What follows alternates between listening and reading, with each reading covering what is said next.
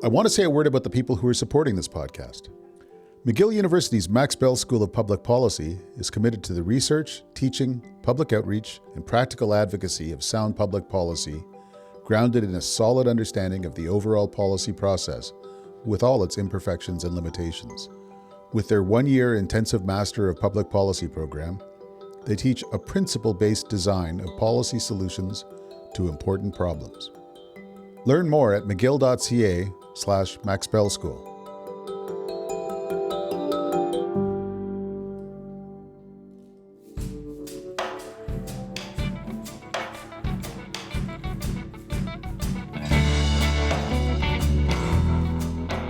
Imagine making it through astronaut selection and then getting kicked out of Justin Trudeau's cabinet. To quote what I said in the book, it was like a punch in the stomach. This week, Marc Garneau on space, politics, and telling the truth even when it's hard.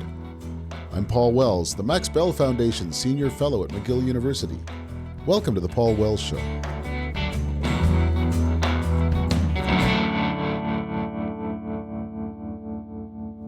Marc Garneau's book, A Most Extraordinary Ride, got a lot of headlines when it came out at the beginning of October. Misleading headlines, if you ask me. There were stories about how the former Liberal Foreign Minister and Transport Minister was settling scores with Justin Trudeau. Garneau said Trudeau was hard to reach, even for senior cabinet ministers. He said he wasn't sure centrist blue Liberals were still welcome in the party. And sure, he did say that. But if you read the book, you see that he didn't exactly structure it to deliver a body blow to his former boss. Garneau's memoir is a tidy book, because he's a tidy guy. It clicks methodically through a most extraordinary life, from a young man with a rebellious streak, to a naval career, to outer space, to the Trudeau years. Along the way, he makes useful observations about all of it. I decided not to spend too much time trying to get headlines out of Garneau. He's seen too much and lived too much for that. We just had a good chat, the most relaxed conversation I've ever had with him. I hope you enjoy listening in. Marc Garneau. Good to be with you, Paul. Where are you today? I'm in Toronto on a one-week sort of blitz in the GTA and doing my book promotion. We were chatting just briefly before we turned on the recorder, and you said you'd been in Meaford and Uxbridge, and this is why I'm excited. You're heading to Sarnia with Chris Hadfield. Yes, tomorrow night. Looking forward to that. Chris Hadfield, of course, is everyone knows him as one of your successors in the Canadian Astronaut Corps, and I grew up in Sarnia, so I know him as the guy from Sarnia who everyone knows better than they know me. Is there a real sense of fraternity among former astronauts?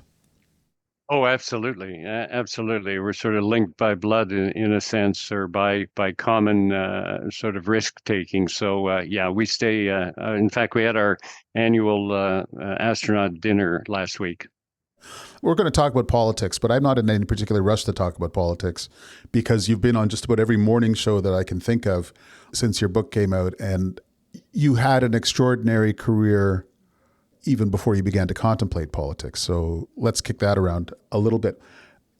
You will not remember this, but the first time I heard directly from you was you sent me a letter while you were the president of the Canadian Space Agency. This would be about 2004, 2005, while the Liberals were still in office, the Chrétien Martin Liberals. You were very concerned about funding for space exploration back then, and you point out in your book you're still very concerned. How come? Why? Because space has done so much for Canadians. One of the things I do when I go and talk to the public here in Canada is I pull out my cell phone and I say, do you ever wonder why you can talk to anybody on the planet using this from here? Or why you can figure out exactly where you're standing on the surface of this planet with this device? Do you ever wonder how we can track for a hurricane coming off the west coast of Africa and crossing the Atlantic and developing into a really dangerous weather phenomenon? This and many other examples are why space is important and how it's changed the lives of Canadians. And Canada was a pioneer in space. We were the third country to design and build a spacecraft back in 1962, and it was successful from the beginning. We were the first country in the world to have our own national communication satellite system and operator, Telesat Canada, which the government created back in 1969. We had some visionary people in Canada because they realized how a country the size of Canada, with its population spread out, could exploit space, how Earth observation can help us to look down on our vast country and help us see the changes that are occurring because of climate change. So space has been useful to Canadians and has bettered their lives. We were innovators. We've always been innovators. We're the world leaders in robotic arms used for space. So I want Canada to continue to not only exploit space, but increase its involvement with space, especially at a time when other countries now are all getting on the bandwagon and the competition is becoming fiercer. And so I feel that Canada needs to devote more money to its space budgets. And they are putting more money into space. But what they're not doing, and this is perhaps a little bit of inside football, but what we call the A base, which is the operating budget of the Canadian Space Agency, has actually diminished in the 20 years since I was at the Canadian Space Agency. And that's a very fundamental and important part of the budget. So the total has gone up because there's more targeted funding for specific goals. I mean, that's a story we could tell in so many areas of policy where organizations are not trusted to tend to their knitting in a general way. We see this in the science granting councils, for instance. Instead, successive governments, not just this one, tell them what to concentrate on by targeting their funding. That's got to feel awfully constraining for the organization. It does, because when I was president of the Canadian Space Agency, my job was to recommend to the government where we should take the space program. And I could make all the recommendations I wanted, but ultimately the government decides. It's the ministers that decide. And they have a tendency sometimes to take the advice, but sometimes to want to target it. I said we were going to talk about politics later, but what the heck? When you were in cabinet and you were making those decisions, did you come to understand more clearly why governments don't want to just trust organizations to make their own decisions and why they want to determine the outcome and then claim the credit? I mean, you must have had voices in your ear whispering that this is the better way. There's more accountability and we get more political pop if we run things from the center. I think that if you forget the, quote, political side of governing and you let the good ideas come up from below, and that includes coming out of government departments towards the top in terms of recommending to the government what they should do, I think ultimately you end up with a government that better serves the interests of the country, as opposed to a top-down decision-making process, which is more motivated by political considerations. Now, that's a challenge that every government faces, but from my experience, and I was basically a civil servant. I was, even though I wore a funny uniform when I was in the Navy, and then I was an astronaut, but I was basically a civil servant. I have faith in the civil service in this country, at least during the time that I was a civil servant. And I think if you empower them to bring forward their solutions to a lot of the challenges that Canada faces, then I think that you end up with a better result. But there is a tendency for that top-down kind of direction, motivated by factors that are perhaps not always the most important ones for the nation. Okay, now let's back up. I mean, to some extent, we're repeating a conversation we had when you retired from politics, and I wrote about you for my newsletter. But I find these things fascinating to revisit. And one question that you talk a little bit about in the book is wrapping your head around the notion of becoming an astronaut. Almost everyone grows up at some point thinking about being an astronaut, but how did you get into your head the idea that I'm actually going to do this? That's a good point. Well, to some extent, you do certain things in your life when you charge in half blind, not really knowing what you're getting yourself into, but you're so attracted by the idea of what it could be. I've always loved adventure. And so to me, the idea of being out there on the frontier of space was just so appealing. But I really didn't know exactly what all of that entailed. You're 100% right. I had some notion of the fact that, I would get in a rocket and it would take me up into space, and there was some risk involved, and I'd watched some of the missions. One thing I didn't think about at all was that I was going to go from being a private citizen to being a very public citizen, because the moment that I was chosen in December of 1983, suddenly I had to live with the reality that now I was a public figure, and that for whatever reason, the media were now interested. Initially, they wanted to know, are these astronauts some curious species of human being? What makes them different from everybody else? And so there was this enormous fascination, and it brought the cameras and the microphones and the lights into even my children's bedrooms while we were reading them, good night, bed night stories, because that was how interested Canadians were in finding out more about these astronauts, what makes them tick. I had not anticipated that at all when I, sent in my application to become an astronaut. So to some extent, you go into certain experiences without fully knowing what you're getting yourself into. And that's understandable. And perhaps if somebody explained exactly everything to you beforehand, you might be a little bit more hesitant. But I'm glad I didn't know what I was getting myself into, because I do believe that, in life, you've got to take certain risks. One of the things you were getting yourself into was a walk-on role at the Reagan-Mulroney Summit in Quebec City. Quite a spectacular walk-on role. Never again. Yeah, no, I had to come up. A forklift lifted me up through a trap door onto the stage at a big venue in Quebec City, and President Reagan and Prime Minister Mulroney and their wives were all watching. The place was filled, and there was smoke swirling around me and light beams going all over the place and dramatic music playing, and I was in my astronaut suit. This was something thought up by, I think, somebody in PMO. And as I arrived at stage level, I had a microphone on and I had to pronounce the words, "Take me to your leader." Now, how goofy is that? It's I pretty swore to goofy. myself, definitely. The crowd loved it. So it shows you how bad a judge of these things I am. But I went back to my hotel room that night and I said, I'm never going to do anything like that again, even though everybody loved it. I mean, the contrast with the actual work of being an astronaut could hardly be greater. I mean, it's deadly serious and it's grueling and often kind of, I think, tedious, isn't it? The drilling for every possible outcome and water tank stuff, and I don't know what else you would have been doing in that time. It is grueling. It is sometimes tedious, but in the end, you have everything at the tip of your fingers. You are ready to pounce on anything that goes wrong. And that's the secret formula.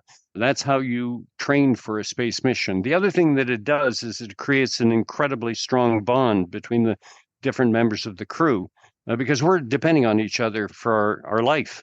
And so being together and going through so many simulations and getting to know each other, and in some cases, the idiosyncrasies of each of those individuals is a very, very important part of that preparation for going into space. But when all things are said and done, the incredible reward that you get from it is just so much worth it.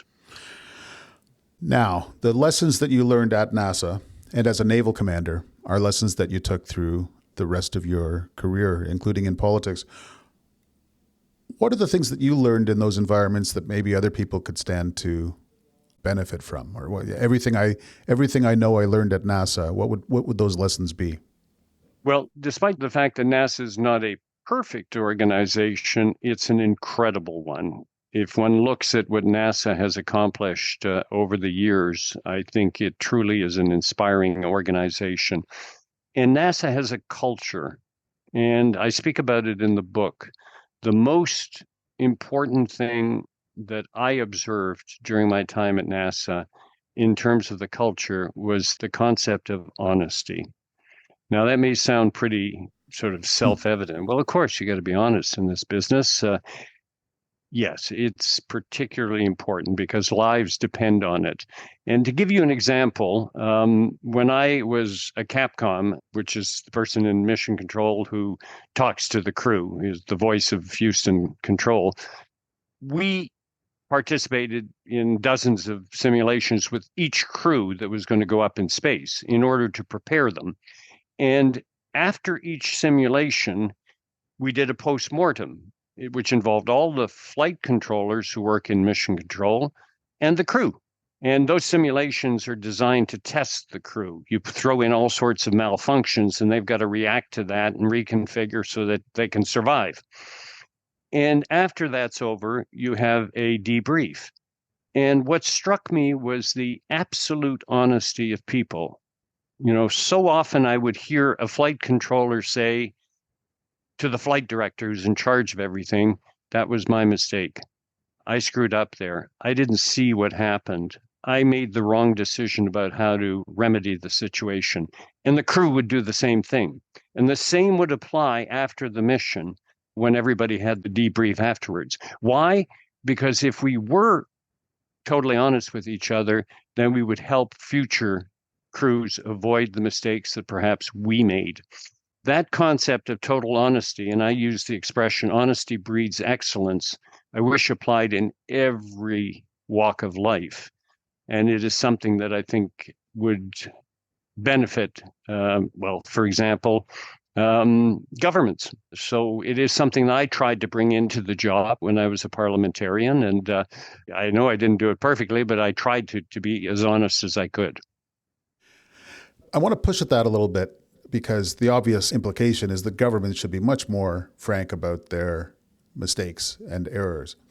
But let's do a thought experiment. What if that debrief had taken place on national television, and after the debrief, the people of the country, United States there or Canada here, had gotten a chance to vote on whether that cruise should continue?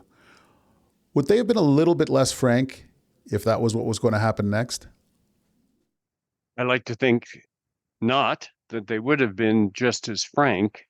And you know what? If you apply it to the government setting, I think that Canadians know that everyone makes mistakes, and I think are prepared to cut some slack to politicians who fess up that maybe that was the wrong thing to do, or that was the wrong thing to do, or we shouldn't have gone down that path. We might have been well-intentioned, but it didn't work out.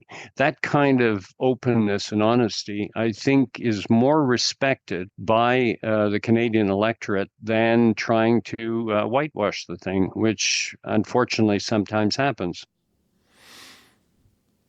Now, you take all these lessons from an extraordinary career in the Navy and as an astronaut, and then you take them into the political arena. First of all, a very basic question. Did politics feel harder or easier than everything you'd done before? In some respects, it's harder. And I've said this before, when you're dealing with being an engineer or an astronaut, you're dealing with the laws of physics. They're incontrovertible. When you're in politics, it's a much more nuanced field of work, which presented me with challenges because I tend to be direct. I tend to be to answer the question. And, I can remember some of my staffers saying, Minister, let's have a debrief here.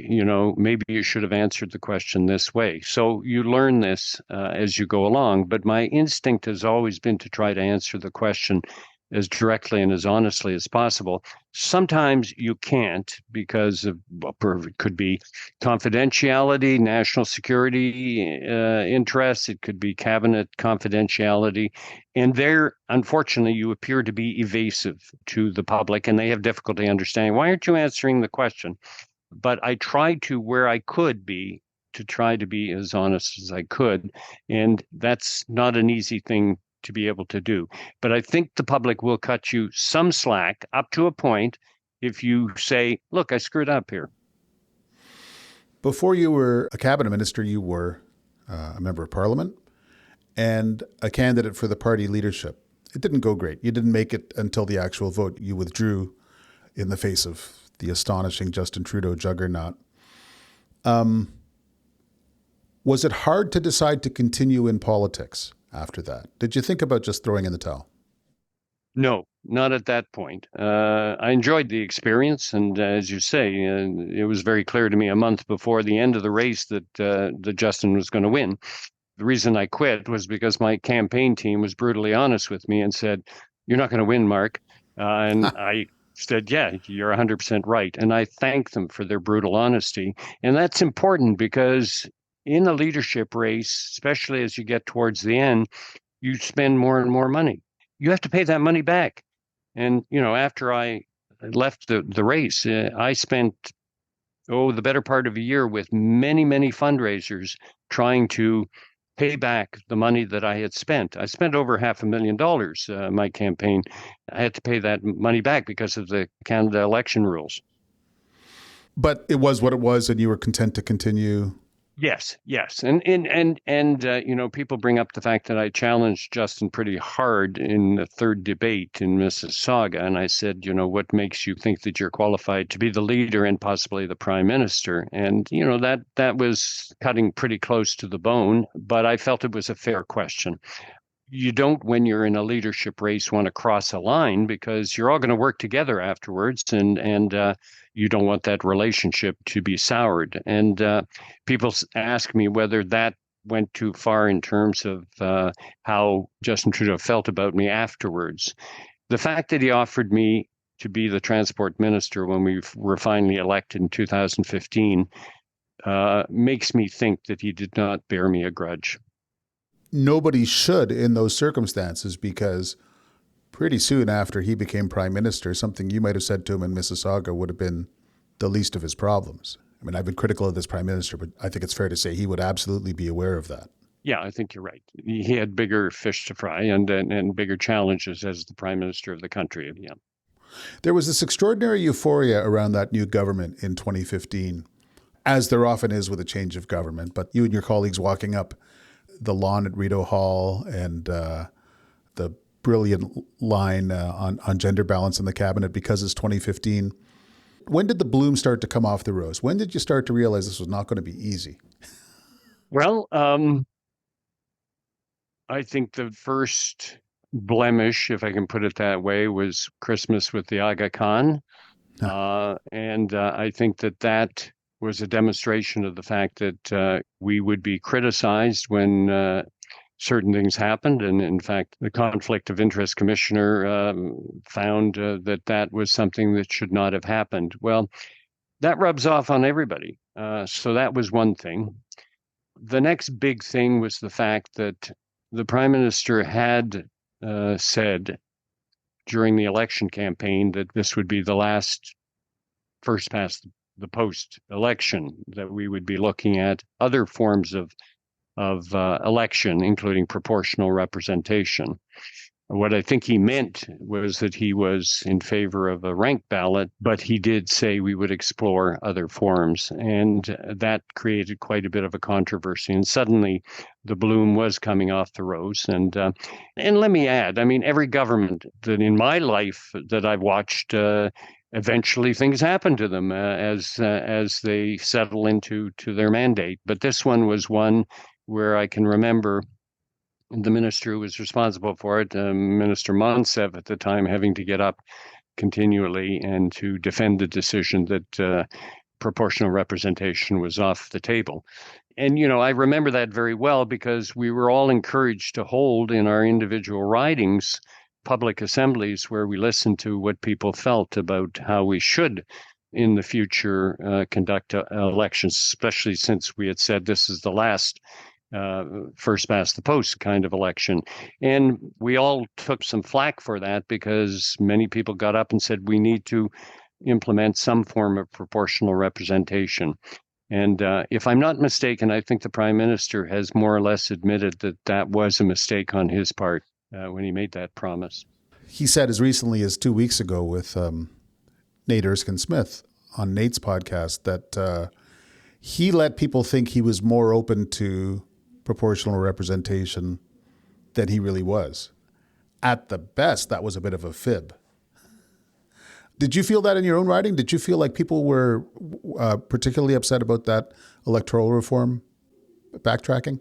Definitely a certain segment of my constituency was upset over it because I think they felt that, okay, we're going to gather all the input from across the country and then make a decision. And there were quite a few people who were in favor of proportional representation.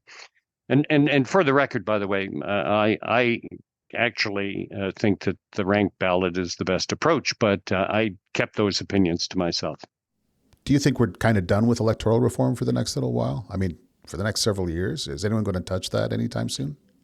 Well, it depends who's going to form the next government. If it is the Conservatives, no, I don't think we're going to go anywhere near it. But if it's a Liberal government that is returned, I don't know. Given the fact that the Prime Minister basically clarified his position, I don't know whether he would venture back into that if he is reelected.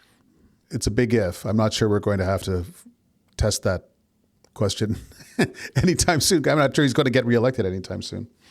We shall see, yeah. All of the coverage of your book concentrated on two elements. One was the fact that you found, as a cabinet minister, as a senior cabinet minister, you found this prime minister not very easy to reach and to discuss issues with. And the other was that you were the fifth foreign minister in 4 years, fourth foreign minister in fourth in 5 years, and that you actually heard from other foreign ministers in other countries, gee, I hope we're going to get to have you a little longer than we had some of your predecessors, that Canada's reputation was affected by the revolving door at the foreign minister's office. Now, I lump those two together because I was a little amused that the headlines on the publication of your book was Garneau settles accounts. I have to assume that settling accounts and sort of settling your scores with Justin Trudeau was not top of mind when you wrote this memoir, that you had a bunch of things you wanted to address when you wrote this book. Absolutely not. That was not why I wrote the book. I wrote the book for my children, and I tried to give an honest account of how I have progressed through my life from my major blunders in my adolescence and screw ups and my rebelliousness as a kid, and to my passion for the Navy and for being an astronaut, and for the very satisfying time that I had in politics. And I tried to tell it like it is. And, on the points that you've raised with respect to my relationship with the Prime Minister, I don't have to be buddy-buddy with the Prime Minister to do my job competently. As long as he trusts me, then that is what is required. And I made the observation that we were not particularly close. To some extent, I was happy with things the way they were, particularly at transport, because I don't believe in bothering the Prime Minister unless I absolutely have to. And I think of myself as being able to operate without adult supervision. It was a different matter with respect to foreign affairs, because I think that to do foreign affairs effectively, it is in part based on having foreign ministers who are in the portfolio for enough time to build up relations with their counterparts in other countries, because I think those are fundamental to strengthening the relationships with those other countries. Whilst if it's a revolving door, for whatever reason, then they can quite rightfully say, well, what importance do you attach to our relationship, Canada, when you keep changing your foreign affairs minister? You run for re-election in 2021, and the Prime Minister quite soon afterwards says, we won't be needing you as foreign minister. As a matter of fact, we're not going to need you as a minister any further. That's got to be one of the toughest days in your entire career. Yeah, to quote what I said in the book, it was like a punch in the stomach. Because if the Prime Minister had, and some Prime Ministers have done this prior to elections and months before, an anticipated election, have gone around and asked their ministers whether they intend to run again, or told them that I'm thinking that I will replace you in the next cabinet if we're reelected as the government. If the Prime Minister had come to me before, and I say this in the book, the election, and said to me, Mark, I'm going to replace you. Do you seriously want to run again? I would have said no. I would not have run in the 2021 election. The reason I chose to go in it was because it was a surprise to me, but he had appointed me 7 months before to go into foreign affairs, and I had become very, very involved with it. And there were a whole bunch of things that I wanted to do during my time there. And since he didn't say anything, I made the assumption that I would continue my job after the election. And as you point out, he told me, we don't need you in cabinet anymore 3 weeks after the election. And by the way, he offered me to be the ambassador in Paris, which I felt, no, this is like throwing me a bone. I have just been reelected in my riding, and to turn to my riding constituents and say, sorry, thanks for reelecting me, but I'm now going to go off to Paris, felt that that was totally inappropriate. And so I stayed on as a backbencher, wondering what the future held for me. And I felt that I would not necessarily stay for a full mandate, but that I owed it to my constituents to stay for a reasonable amount of time. And believe it or not, and I say this quite clearly, the last year and a half was very rewarding, even though I was a backbencher. But because I was given the job of being the parliamentary secretary of the Standing Committee on Indigenous and Northern Affairs, something that interested me a great deal, and because I was appointed to be the co-chair for the Special Joint Committee on Medical Assistance in Dying, which is an incredibly important responsibility, I think, because it affects all Canadians. I had a very satisfying 15 months. So I licked my wounds. I'm a big boy, and I carried on, and I hope that I was useful in the last 15 months. And when I tabled that MAID report with its recommendations, I said, okay, now is an appropriate time for me to leave. But yeah, that day when he phoned me up and said, you're no longer in cabinet, it was a tough day. But it's his prerogative to do it. He is the prime minister. I was just as happy as I was sad the day he appointed me to be the transport minister. It was a lovely, lovely experience, and I'm so grateful for it. But that's the tricky thing. You can be very upset at the choices that the leader makes, but the leader has their challenges and their prerogatives, and but Absolutely. There would have been classier ways to go about it, is what I think I hear. Well, I don't know how you tell somebody you're gone, but the reality is that he has all these other considerations in mind. I think I know what you're getting at. He didn't tell me why. Yeah. He didn't tell me why. So I was left to speculate. People have said, well, why didn't you ask him why? And imagine you're me and I'm telling you you're no longer the Minister of Foreign Affairs. I don't know if you would instinctively say, why are you taking me out of this job? Yeah. It was not something that came naturally to me. And if I forced him to give me an answer, he might tell me something that I really didn't want to hear. So I just felt, yes, sir, I understand. And I licked my wounds and carried on. To take your analogy a little further, though, if I were the foreign minister and somebody got me out of that job, I think a grateful nation would rise up to cheer. So,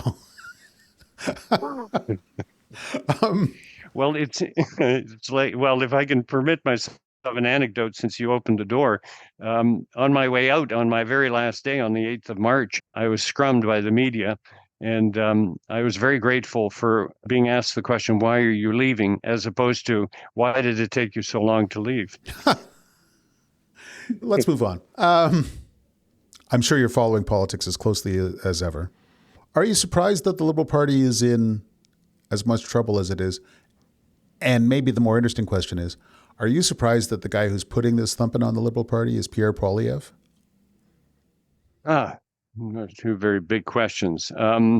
Well, I do watch politics and I see the polling, and it's very, very clear that the Liberals are in a world of hurt. And it's the fatigue that sets in, as it does with all governments after 8, 9, 10 years.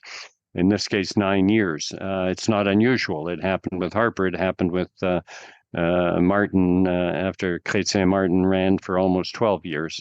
It becomes a more difficult time to appear fresh and new and offer ongoing promises that appeal to Canadians. They begin to think, oh, maybe it's time for a change.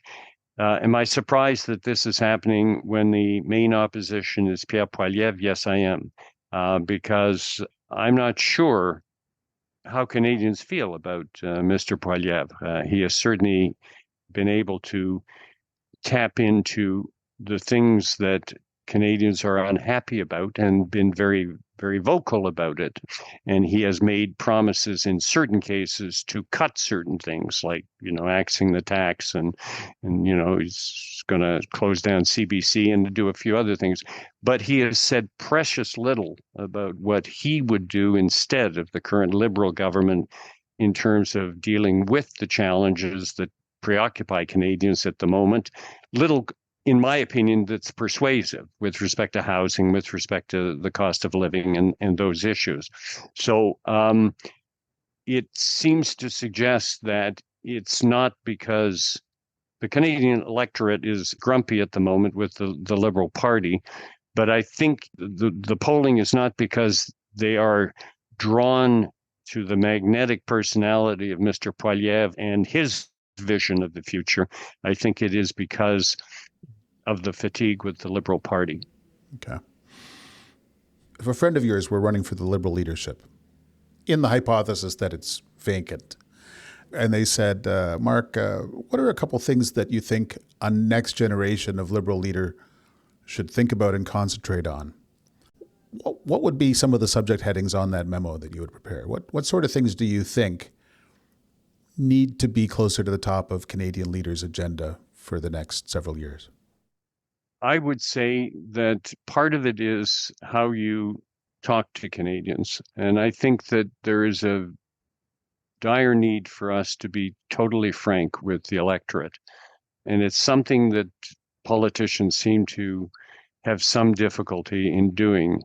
I think that taking the approach that, okay, we have these challenges right now, and enumerating them and explain to Canadians that these are difficult challenges, but that we need to try to find a way to solve them. And this is what we are going to do. And if it doesn't work, we will adapt and make changes to it. Speaking to Canadians that way, as opposed to just sort of saying, okay, we're going to do this. We're going to build a million homes in the next 5 years. I think Canadians would be open to a more the way I described it. We're all in this together. We have a difficult task ahead of us. And this is what we, if you re-elect us, plan to do. We may even make mistakes along the way, but we'll adapt as we see how what we do works. And if it doesn't work quite well, we're going to make some changes to it. That's not the way politics occurs normally, but I think Canadians might be open to that kind of an approach, as opposed to making absolute promises that, if anything goes wrong, you're then going into spin mode, as opposed to saying, okay, we thought that would work, but it hasn't quite worked out. We need to fine tune it, and this is what we're going to do. I think that's a better approach. Maybe it doesn't make me much of a politician, but I think that leveling with Canadians and giving them some credit for their intelligence is a better approach. Maybe one last question. When you were running for the Liberal leadership for a couple of years before and after, the question of Quebec's place in Canada was really central to your political thought and your messaging. And I wonder whether, like me, you're thinking a little bit about what might happen in the next couple of years.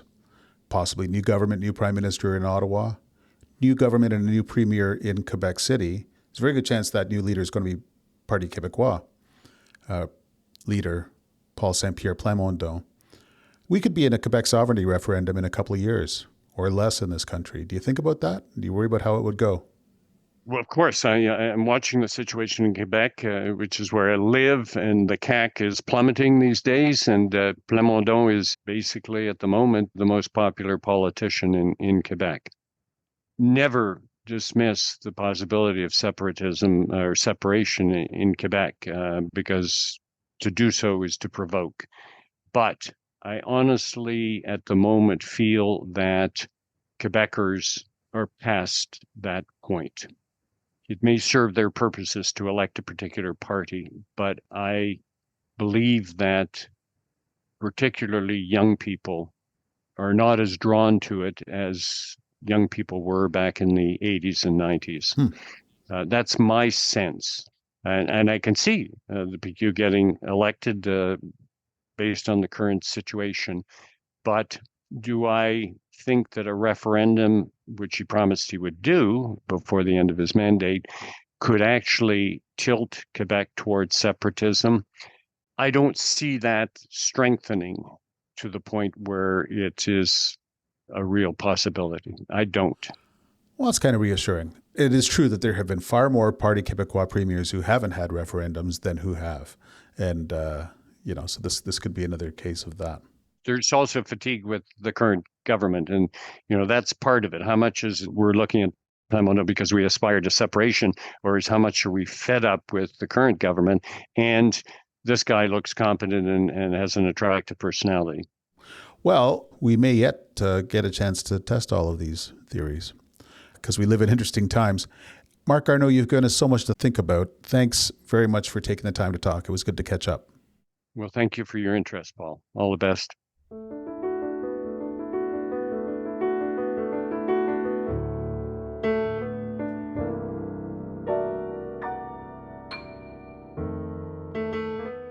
Thanks for listening to The Paul Wells Show. The Paul Wells Show is produced by Antica. My producer is Kevin Sexton. Our executive producer is Stuart Cox. Laura Reguer is Antica's head of audio. Thanks to the Max Bell Foundation for their support and to all of my new colleagues at the Max Bell School of Public Policy at McGill.